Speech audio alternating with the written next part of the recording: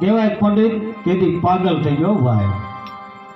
3 દિવસની અંદર એને આખા ગામમાં શેરીએ એક મકાન જોઈ લીધું અને ખાધા પીધા વગરનો ભાઈ પાગલ થઈ ગયો.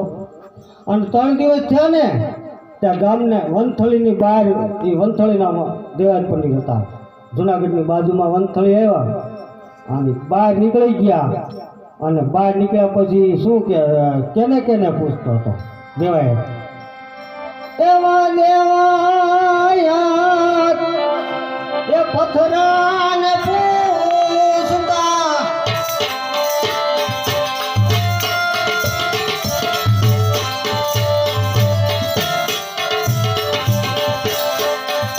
આવા દેવાયા એ પથરાને પૂછતા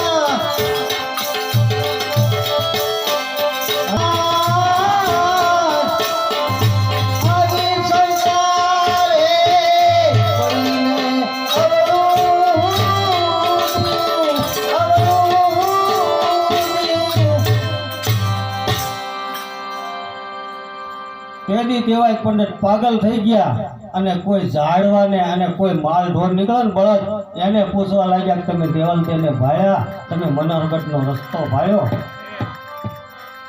અને એમનો એક સેલો ના નીકળે છે અને ગામ લોકો કહે છે કે દેવાય આ દેવલ તે કરતો ખાધું નથી પીધું નથી અને આ ક્યાંક ગામ બહાર નીકળી ગયો, આ કુવા વાયમાં પડી જાય છે અને આ દેવાય પંડિત મરી જાય છે. એટલે સેલાને કહે છે ભાઈ તમારા બાપુને સમજાવો અને ઘીરે લઈ જાઓ.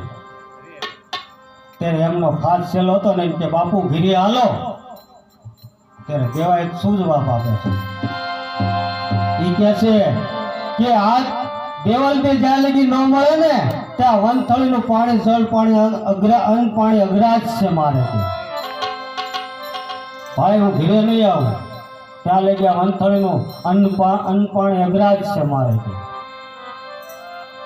કે બાપુ નહીં માને અને એના બીજા શેલા બે હતા ને એને કીધું કે તમે રથ લઈ આવો અને બાપુ જેમ કે ને અને એમાં રથમાં બેહારી અને બાપુને લઈ જઈ.